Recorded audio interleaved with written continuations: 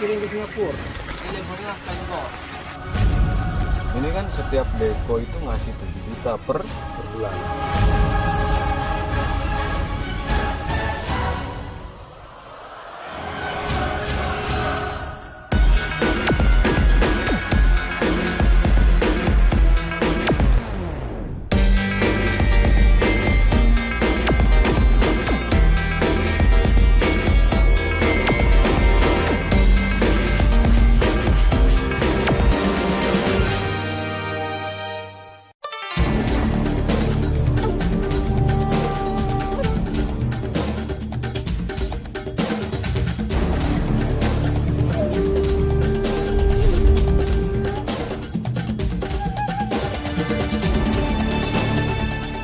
Penambangan ilegal hingga saat ini masih saja menghantui sejumlah daerah di Indonesia.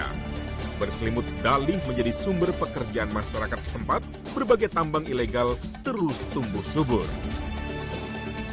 Sebagian bahkan sengaja dibiarkan demi kepentingan kelompok tertentu.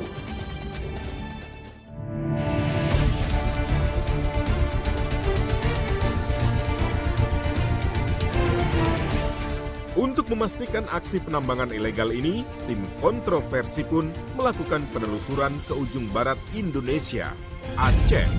Tepatnya di Kabupaten Nagan Raya, sekitar 300 km dari kota Banda Aceh. Lokasi penambangan emas di Kabupaten Nagan Raya ini sangat jauh dari ibu kota kabupaten. Tim kontroversi harus melalui beberapa desa dan melintasi pos-pos penjagaan. Toraja tempat masuknya, tapi sana kerucut namanya. Oh, kerucut. Ya. Cuma itu satu. Hah? Cuma nih.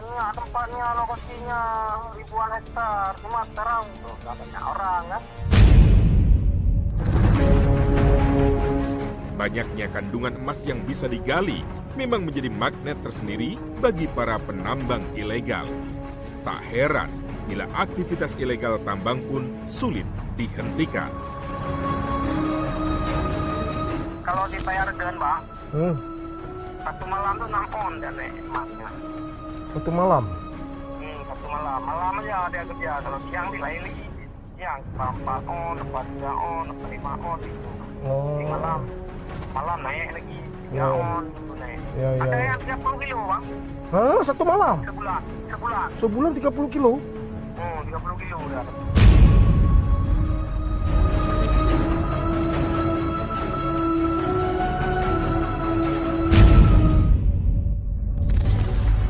Inilah hasil tambang emas Nagan Raya. Emas-emas ini dikumpulkan dari para penambang ilegal.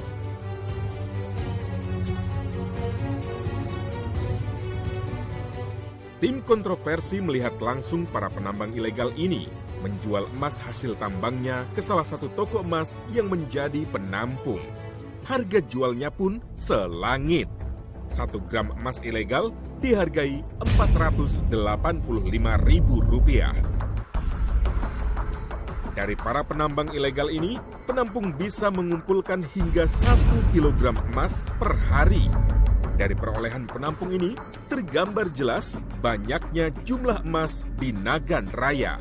Mengingat tidak semua penambang menjual emasnya ke penampung yang sama. Di tangan penampung, emas-emas yang dibeli dari penambang ilegal ini lalu diolah. Sejumlah tahapan proses dilakukan untuk menghasilkan lempengan emas.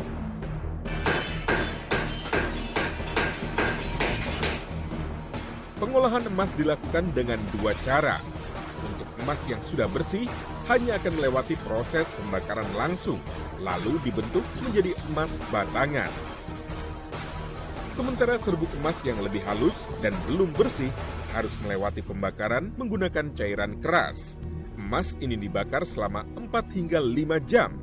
Serbuk dan lempengan kecil emas ini kemudian dilebur atau dibakar dengan suhu tertentu. Ini emasnya dari daerah mana aja ini? Daerah yang kita tuju tadi? Iya. Kuncut, Payargem, untuk Banyak ya ternyata ya. Nah, tutut. Ini ada juga yang mas tutut bawa kemari. Mas Melabu. Mas Melabo.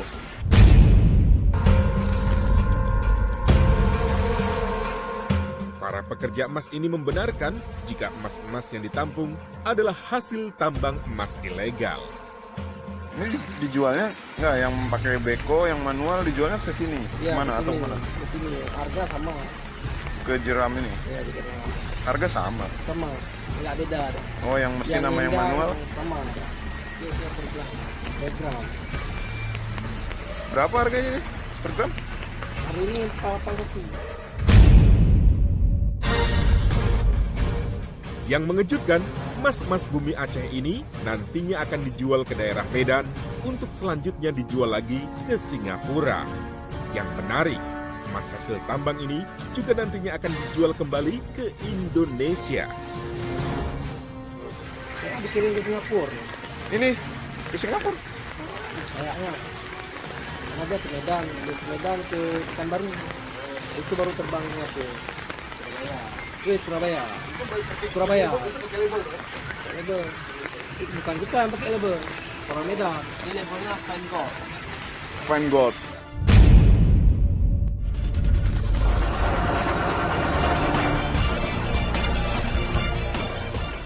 Lokasi Kabupaten Nagan Raya yang jauh dari pusat kota membuat tambang emas ilegal tertutup rapi dan seolah-olah tidak terdeteksi aparat kepolisian. Padahal sudah 2 tahun terakhir, tambang ilegal ini tak pernah sepi dari aktivitas pengerukan dan penambangan logam mulia.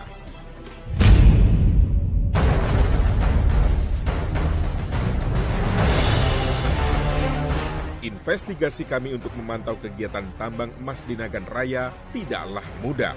Apalagi sejak pemerintah menyatakan tambang emas ini ilegal, keberadaannya dijaga secara berlapis. Untuk sampai ke area tambang, tim kontroversi harus melewati beberapa pos dan portal penjagaan yang sengaja dipasang di depan desa.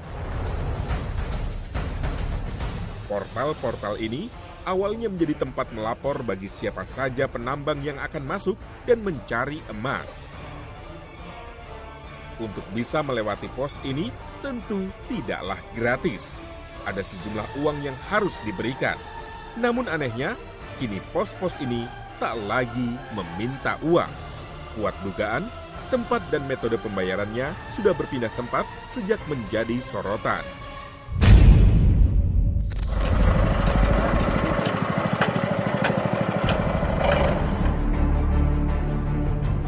Untuk memulai perjalanan, tim kontroversi menyeberangi sungai bersama ratusan masyarakat dan penambang emas.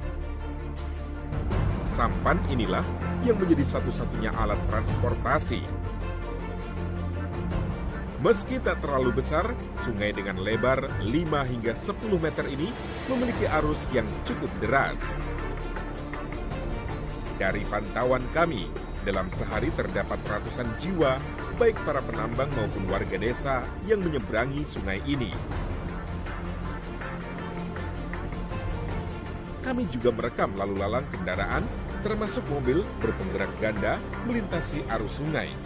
Sebagian besar berhasil melintas, sebagian lainnya sempat tertahan karena arus yang deras. Ramainya kendaraan serta orang yang menyeberang di lokasi ini menjadi bukti awal jika kegiatan pertambangan di lokasi ini masih hidup. Saat menyeberangi sungai, tim kontroversi disuguhi pemandangan yang tak kalah menarik. Ada puluhan jerigen berisi bahan bakar yang diletakkan di pinggir sungai dan siap diangkut ke atas truk. Kuat dugaan, bahan bakar ini digunakan untuk kegiatan pertambangan.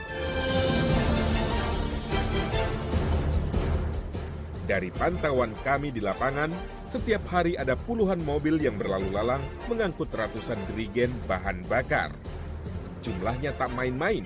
Bahan bakar yang masuk ke lokasi tambang ini diperkirakan mencapai ratusan ton setiap harinya.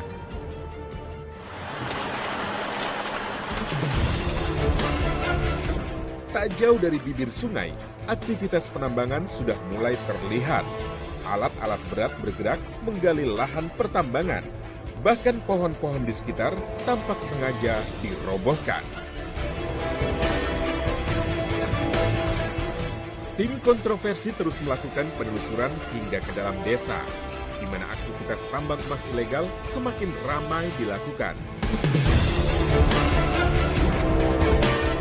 Dan inilah pemandangan di dalam lokasi tambang emas ilegal Nagan Raya.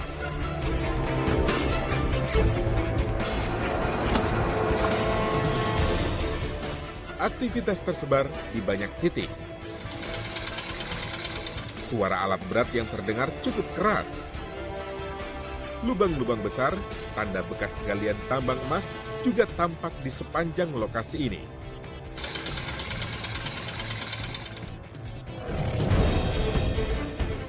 Penambangan emas ilegal ini dilakukan oleh warga setempat. Sudah cukup lama mereka melakukan penambangan secara tradisional, mendulang emas dengan cara sederhana.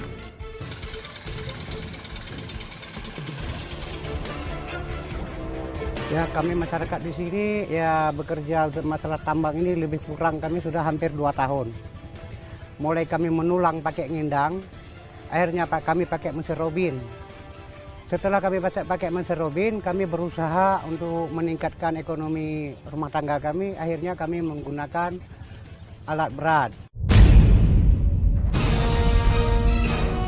Penambangan emas ilegal ini jelas cukup berbahaya. Tak ada aturan khusus untuk prosedur yang jelas dalam mendulang emas. Tak ada alat pengaman khusus yang digunakan. Semua secara serampangan.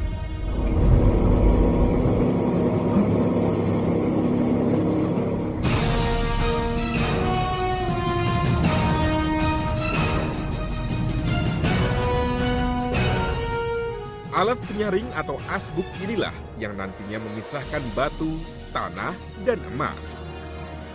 Pasir yang tersisa dalam proses ini kemudian ditampung di sebuah kolam khusus. Sebagian lainnya teronggok begitu saja di pinggir galian. Galian tambang kontan menyisakan lobang-lobang besar. Kalau masalah ilegal nggak ilegal masyarakat ini kurang paham, Pak. Apalagi kami ini sekolah nggak ada. Cuma untunglah saya ini bisa berbahasa. Aksi penambangan ini berjalan secara sistematis dan masif. Alat-alat berat yang digunakan pun modern, nyaris seperti penambangan emas resmi. Kira-kira ada sekitar 60% yang dari luar. Orang dari Kalimantan ada, orang dari luar, pokoknya di luar pada Aceh, dari Kabupaten Nagan Raya inilah, Pak. Inilah, Pak, permasalahannya.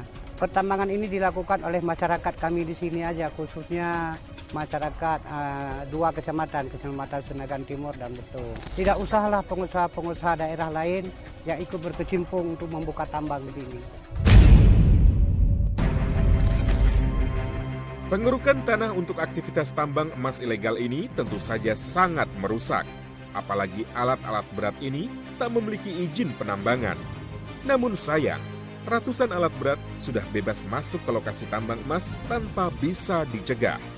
Menurut informasi, sedikitnya ada 150 alat berat di lokasi tambang emas ilegal ini. Kami beli alat berat itu, kami sewa, kami rental. Dalam rental kami ini dalam 1 jam itu 250.000. Keberadaan alat berat ini tentu mengundang tanya, mengapa alat-alat berat ini bisa masuk hingga ke lokasi pertambangan ilegal. Hitungan cepat kita itu memiliki 65 alat berat di dalam kawasan pemukiman warga. Kemudian dari total keseluruhan alat berat ada 150, berdasarkan hitungan kita dan juga pengakuan warga itu sudah mencakup jumlah alat berat yang berada di sungai, di kawasan hutan dan juga di lokasi pemukiman warga. Tapi namanya tambang yang belum ada izin, itu kewenangannya bukan di kita, di aparat ini. Itu ada kewenangan di aparat penegak hukum. Nah, itu apakah kepolisian, kejaksaan, itulah sebenarnya. Karena itu kan yang merusak lingkungan. Karena itu memang belum ada izin dari kita. Nah, kita pun tidak punya kewenangan dalam hal penegakan hukum. Pemerintah dinilai kecolongan dengan keberadaan alat berat yang masuk ke lokasi tambang ilegal. Ini kita akan telusuri alat-alat berat yang memang sekarang lagi bekerja. Nanti akan kita panggil mereka untuk kita akan tertibkan.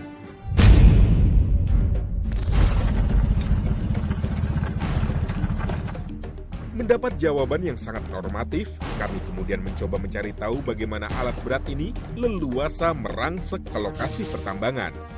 Salah satu penambang emas ilegal memberikan informasinya pada kami. Menurutnya, alat berat semacam ekskavator ini sangat mudah masuk, asal saja mau menyetor pada oknum aparat 5 hingga 10 juta rupiah. Ini kan setiap beko itu ngasih 7 juta per bulan. Per bulan, setiap bulan 7 juta. Kalau buat yang nggak bayar gimana, Bang? Bayar lah, bayar. Kalau nggak tarik beko, tarik kunci. Untuk membuktikan informasi ini, tim kontroversi mencoba bertransaksi dengan oknum TNI melalui penambang ilegal. Berpura-pura menjadi penambang emas, kami mencoba menghubungi sang oknum untuk diperbolehkan masuk ke lokasi tambang ilegal. Assalamualaikum kan? Beko yang boleh dong kan? Kalau beko itu kan, orang kan orang enggak kan? Kalau ini,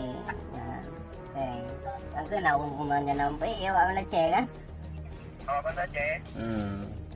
Oh, apa cek? Anak lagi bau sini ni. Apa tadi? Kalau aku masalah. Macam nak jumpa kalau yang ini kali lepon kan. Dengan nada sedikit curiga, sang oknum menjelaskan beberapa uang setoran awal jika penambang baru akan memasukkan alat berat. Sayang, informasi yang kami dapatkan tak begitu banyak dari sang oknum. Berarti 7 jutanya ke kampung lah apa mana? Ke kampung? Kau lagi pukul. Ke kampung tu yang ayah tak pegang kampung tu kan memang nak bantuan. Nah berarti kan yang ada satu telefon macam mau bantuan yang beritanya nyok tajik lah. Berarti soal ni bagus ni bang. Di lapangan, tim kontroversi juga sempat memotret adanya pengawalan khusus pada setiap alat berat yang masuk ke kawasan pertambangan ilegal. Sejumlah oknum aparat berseragam ini terang-terangan mengawal alat berat. Oknum petugas lainnya juga tertangkap kamera melakukan pungli saat alat berat melintas di jalan raya. Adanya permainan oknum membuat aktivitas pertambangan tak pernah bisa dihentikan. Bukan masalah tidak terjangkau, kita melihat itu tadi, melihat kita kemampuan tadi. Ada namanya prediksi-prediksi, perkiraan-perkiraan intelijen kita. Kalau kita lakukan semua represif, kemana nanti? Kan kita kan bukan menimbulkan, jangan kita menyelesaikan masalah, menimbulkan masalah baru.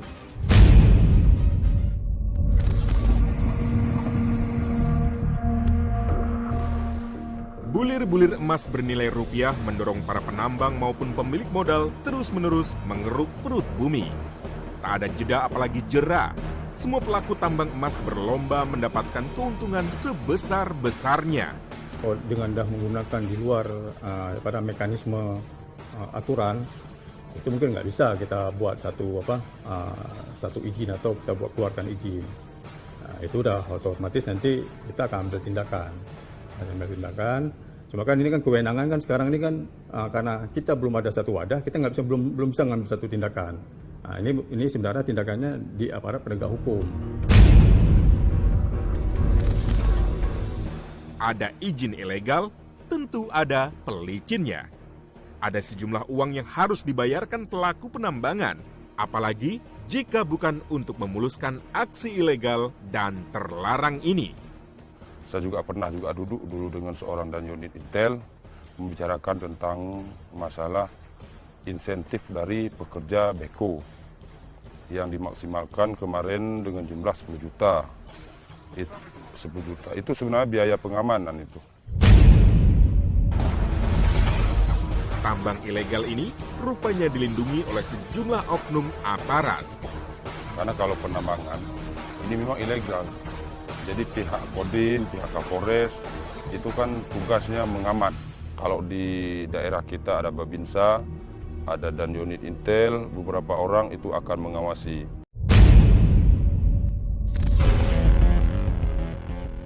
Uang ini yang dia kutip bukan untuk Kodim, tapi semuanya dapat, sampai ke bupatinya dapat, sampai ke camatnya dapat.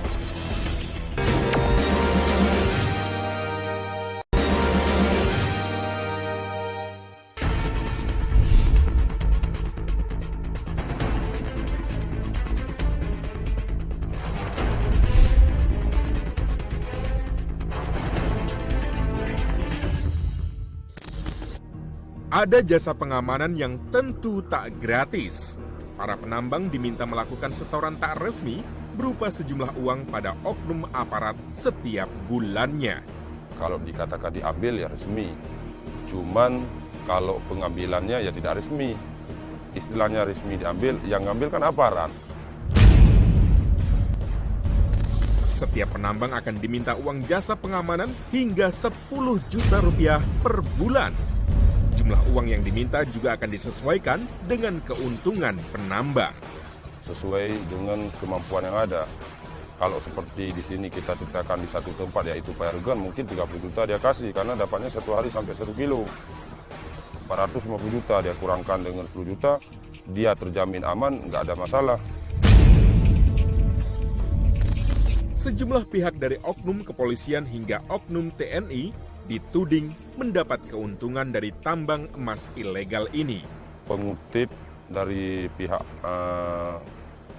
kepolisian ada, dari pihak TNI ada, di situ mungkin lebih lengkap datanya. Itu secara langsung dia mengambil sesuai dengan kewajiban, tapi ada tulisannya di buku. Misalnya beko saya dengan harga 1 juta, 1 bulan. Temuan di lapangan ini lantas coba kami konfirmasikan pada sejumlah pihak terkait. Komandan Kodim Nagan Raya membantah menerima atau meminta uang setoran pada penambang ilegal. Temuan di lapangan ini lantas coba kami konfirmasikan pada sejumlah pihak terkait. Sayang, pihak Kodim hanya bersedia menjawab pertanyaan kami melalui pesan singkat. Komandan Kodim Nagan Raya membantah menerima atau meminta uang setoran pada penambang ilegal. Kalau memang ditanya ada, ya ada. Kalau memang ditanya tidak, mungkin Pak Dandi mengatakan tidak karena ilegal. Tapi kita ambil kenyataan di lapangan ya. Anggota Polres juga naik ikut, anggota Kodim juga ikut, sama-sama ada. Bukan dalam istilahnya, wah Pak Dandim aja yang kena, orang Polres tidak kena. Tetap dua-duanya ada. Sementara itu, pihak Polres Nagan Raya juga membantah keterlibatan pungutan liar. Mereka mengelak, membackingi para penambang emas ilegal. Ini memerlukan cara khusus untuk membuktikan adanya pungli-pungli tadi dan siapa pemainnya dan kemana arah uang tersebut dialirkan gitu. Jadi nggak mungkin orang Pak Dandim saja ambil tapi nggak tahu orang Polres. Itu sudah ada koordinasi duluan. Berapa kita minta bantu biaya keamanannya di dalam proses penambangan ilegal. Kalau kita tutup nggak mungkin karena dinas tidak akan menutup. Keterangan beberapa penambang emas ilegal ini menggambarkan adanya permainan uang di tambang emas ilegal. Coba bayangkan, jika satu penambang mampu menyetorkan uang 7 juta rupiah pada sang oknum, sementara di lokasi seluas 800 hektar ini terdapat sekitar 150 penambang emas ilegal.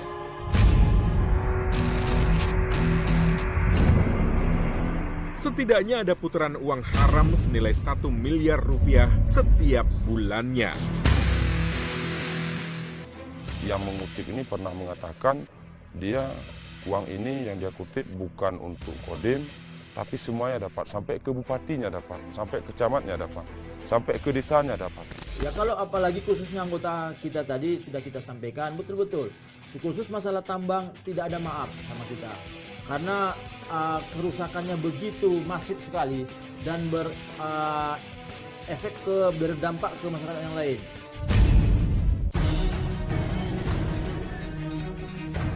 Bagi pelaku dan oknum pelindungnya, tambang emas ilegal ini memang cukup menggiurkan.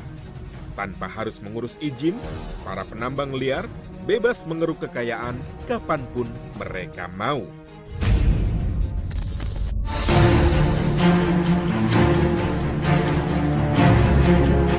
Lubang-lubang besar sisa galian bisa membuat kerusakan lingkungan. Pohon-pohon yang terpaksa ditumbangkan demi melancarkan proses penambangan juga kian memperparah keadaan. Yang pastinya bencana ekologi akan datang. Salah satunya banjir bandang. Kami perkirakan banjir bandang, apalagi kondisi Aceh di penghujung tahun, bulan 10, 11, 12 ini kita musim penghujan. Potensi banjir bandang cukup besar, dikarenakan salah satunya bantaran sungai itu sudah dijadikan kolam tambang, itu satu. Yang kedua, fisik sungai juga sudah rusak. Pemerintah dinilai tidak tegas dalam menentukan sikap. Jika memang keberadaan tambang emas melanggar, tentu sebaiknya segera ditutup. Sementara dari pemerintah daerah sendiri ataupun pemerintah provinsi juga tidak mengakomodir itu mengenai permasalahan-permasalahan sehingga terjadi adanya perizinan tersebut. Itu terjadinya nanti. Artinya di satu sisi mengapa dia disalahkan, ditangkap sementara kami mengurus izin tapi tidak difasilitasi. Tuntutan masyarakat adalah sejengkal perut yang kami perjuangkan. Apapun resikonya terpaksa kami tanggung.